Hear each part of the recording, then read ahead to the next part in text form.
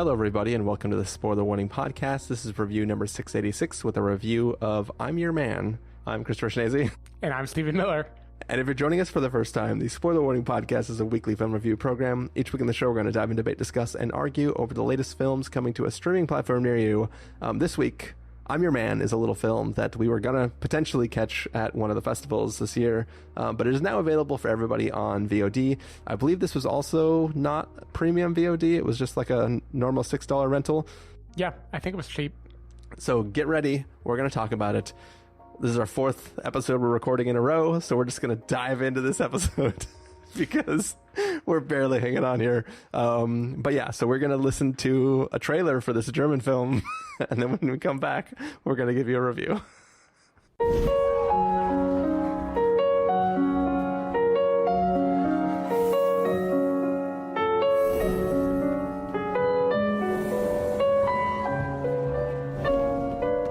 Da steht ein Mann. Ach der, das ist kein Mann.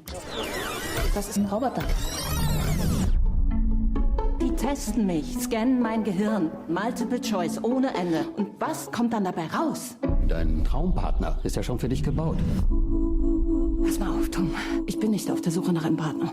Ich gehöre zu den Leuten, die euch 3 Wochen testen und dann ein Gutachten schreiben. Und an Liebe bist du gar nicht interessiert. 0,0.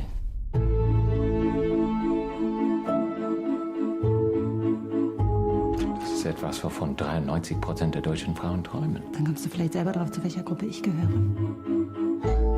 Guten Morgen. Ich weiß nicht, ob es Ihnen auffällt, aber Sie behandeln Tom wie eine Maschine. Woran liegt das Ihrer Meinung nach? Dass er eine Maschine ist? Unterschätzen Sie ihn vielleicht?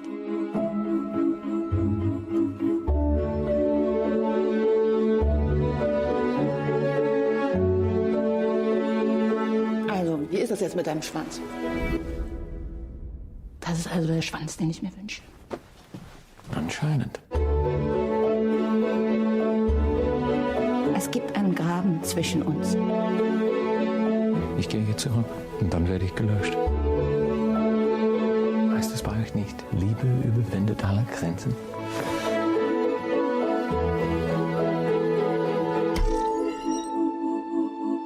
Also er kann doch sprechen, oder?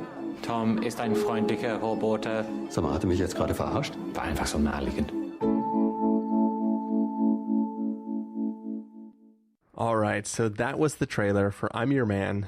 Basically, there is a company who has created these humanoid robots that are supposed to be sort of life partners for you. And a woman is going to be doing an evaluation about, I guess, if this product should be something that should go to the masses. It wasn't quite clear. Like, she's not a journalist, right? She works for a museum, but she's... Yeah. Guess being hired to write this evaluation. Yeah, like they just have academics who are hired to do this regardless of their profession, I guess. Gotcha. And basically she is getting to take home a robot version of Dan Stevens for 3 weeks to evaluate. And it's the story of like how she interacts with this fake person and how it interacts with her life. Stephen Miller, what did you think of I'm Your Man? I thought this movie was actually quite delightful in a small way. Like, it was charming. Small is key because I don't think it had a grand statement to say. Like, if I compare this to a kind of obvious comparison of Her, I think Her had a lot to say about our connectedness and our isolation and what does it mean to need someone in the world versus not need someone. This movie is more like it's like someone is sipping a glass of wine and ruminating gently about the same subject of how does it mean to be in love? What does it mean to be a person?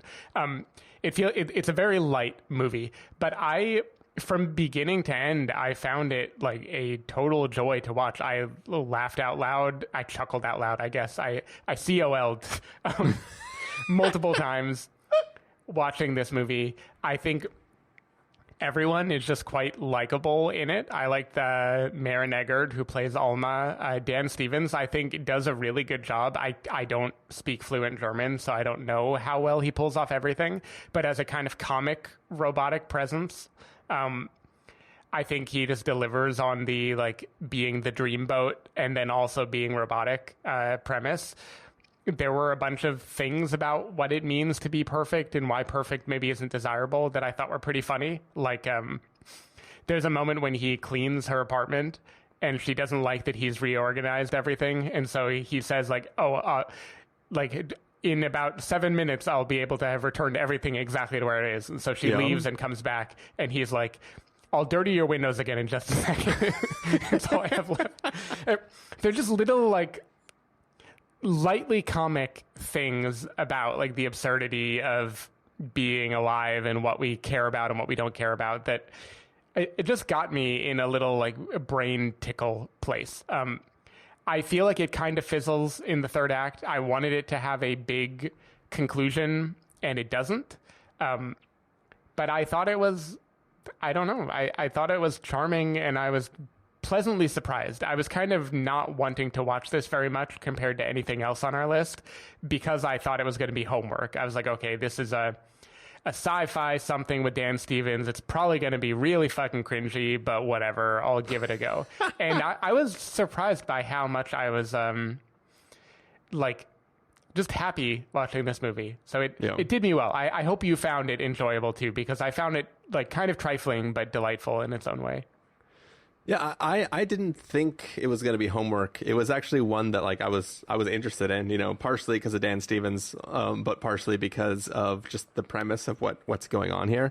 And, you know, it like even in the trailer, it has like has a tone to it that feels like it's not going to be self-serious or like overly dramatic. It's sort of just playing in the world of what it's trying to do. And it's sort of like, you know, like you compare it to Her, but it's sort of like Her meets Ex Machina, but set in Westworld. And like, I think what is the most interesting is like, she starts out trying to like, you know, do a little Turing test with him. But for the most part, this film never even tries to address whether he's sentient, right? Like there's even a moment in the film where in theory, his safety as a sentient being is potentially threatened, depending on a decision somebody could make. And he provides that information just matter of factly. Like, it's not a thing that matters to him. This isn't like, oh no, Chappie needs a battery because Chappie doesn't want to die, right? It's not that sort of situation. It's just like, oh yeah, and then this is going to happen. And it's really like, it's really playing with the idea of what if your computer could pretend to be alive and was in the body of somebody who could be a physical partner. And it's playing with the ramifications of that, the ramifications of bringing that person to work and showing them what you do, the ramifications of like as you brought up, that ability to clean and unclean just as easily. Like, it's not just what's the most optimum way to put this, but like I can literally return it because I have that. It's not even photographic memory. It's exact, complete saving of the state of whatever things were before. And it is kind of interesting to see that play. And the play of like, it is a machine that knows it's a machine that is willing to stand in the rain for 30 minutes, unlike a normal person would be, right? Like, I think this film is doing a lot of interesting stuff, playing in the world while also being like, it's charming as hell, right? Like anytime Dan Stevens is talking to anybody, it's great. Even when that person isn't necessarily receptive to interacting with him, just like the way he plays against that was pretty amazing. And I was constantly surprised by the next thing the film was going to try to do. Not like as you said, not on an epic scale, but just on a just fun, playful, enjoyable little romp of a film. And I think for me, it's sort of like, it delivered everything that I would have expected from it. You know, it's not a Her. It's not going to be my you know, number one film of the year or anything like that. But it's incredibly interesting, and yeah, I'm a big fan. Yeah. So two things that I think it does really, really well in that regard. One, I think it is at its most charming whenever it embraces the fact that this is a machine that is aware that it is a machine and is willing to joke about it. Like there's a scene where Dan Stevens is at a coffee shop and he tries to be like, what do I want? What sounds good? So great. I think that part is great. And then at the end, he even whispers like, can I ask you, would you know from that exchange that I'm incapable of wanting? Yeah, like that was so amazing. She just like he does such a good job of just playing those things straight, but not playing them straight in a like, I am a complete fish out of water and no one can relate to me. But like, he's like so likable that even when the things he's doing are unrelatable, you can imagine being the barista and being like, I don't know what you mean, but you're being really friendly about it. Yeah. But or another one was there's a moment when he like goes into a museum and Alma asks like, how did you get in here? And he said, I'm a machine. The door is a machine. You know, obviously we disconnected. And then it turns out he's joking and he actually just like took her key. Yeah. Little bits like that got me pretty well. The second trick I think the movie pulls off, and it kind of calls its shot very early, is Tom was hand designed to be the perfect mate for her, right? Like they asked a bunch of questions so they could create this robot, this being with a brain and a personality that would be the optimum partner for Alma.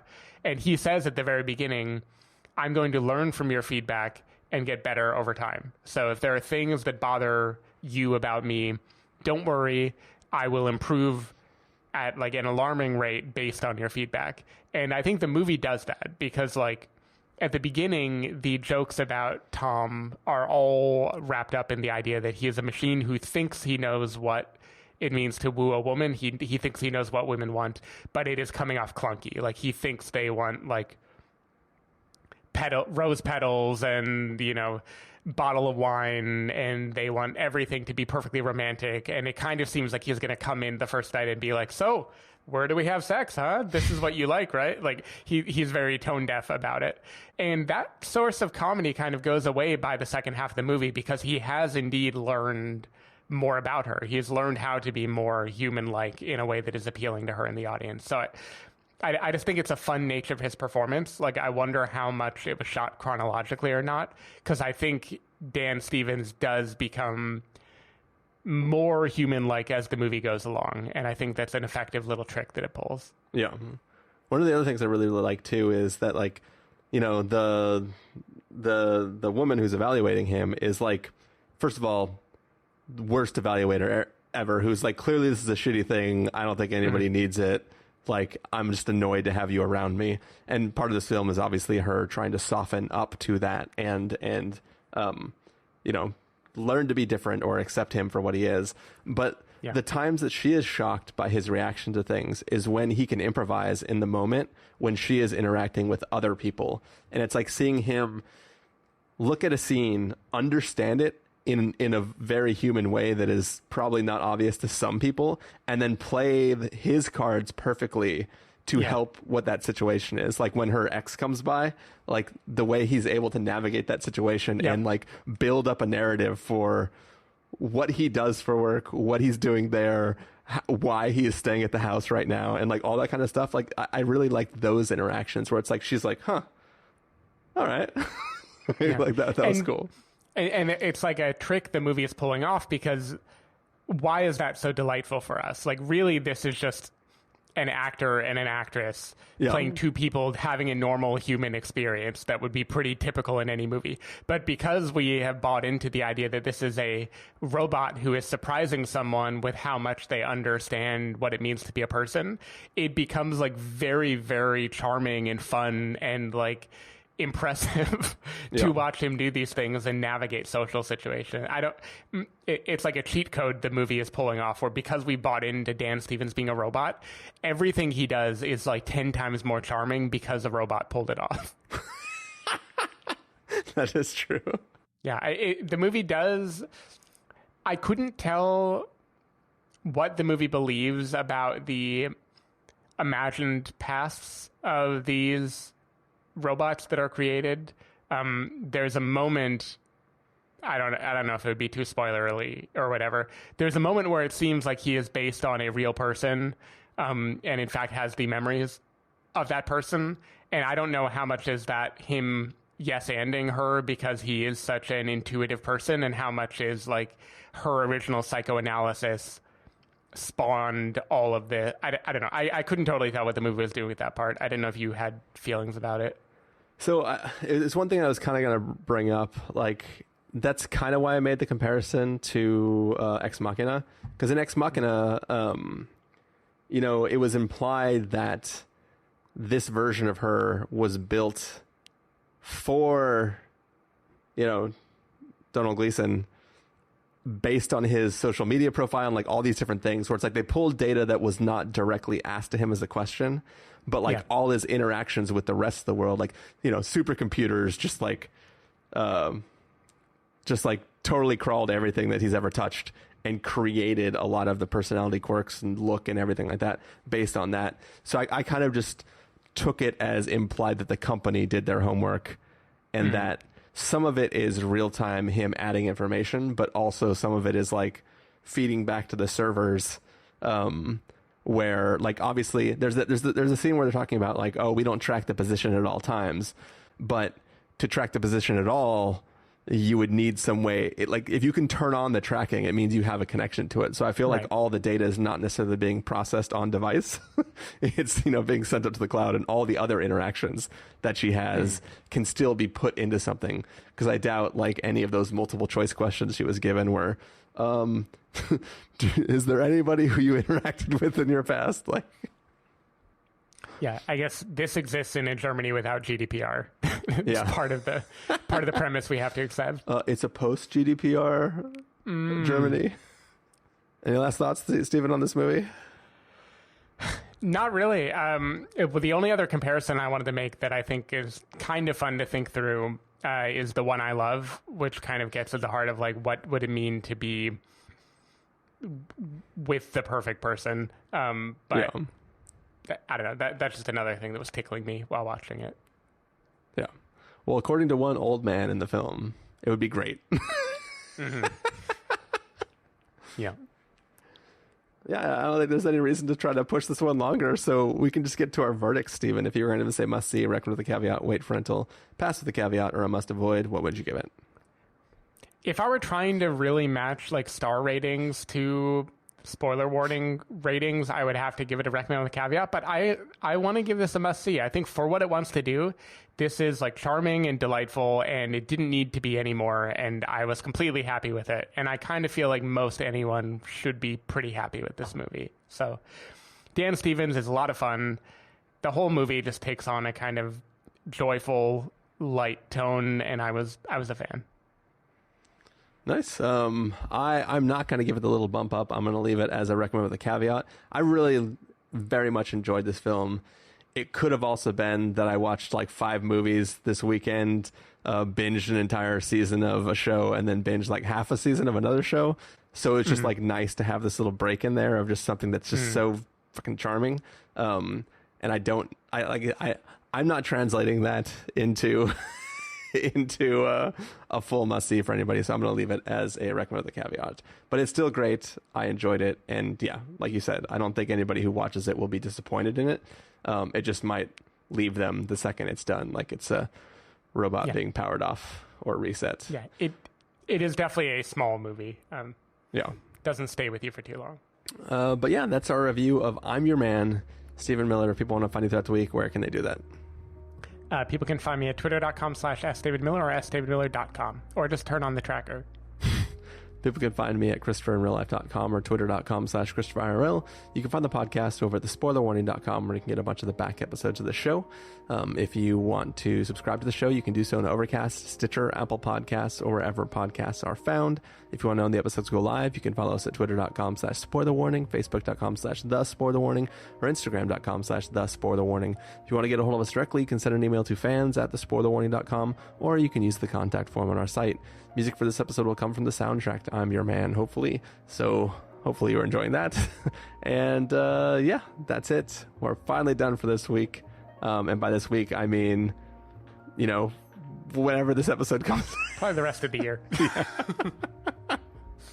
But yeah, it's been fun. And we'll see you in the next, blitz of reviews.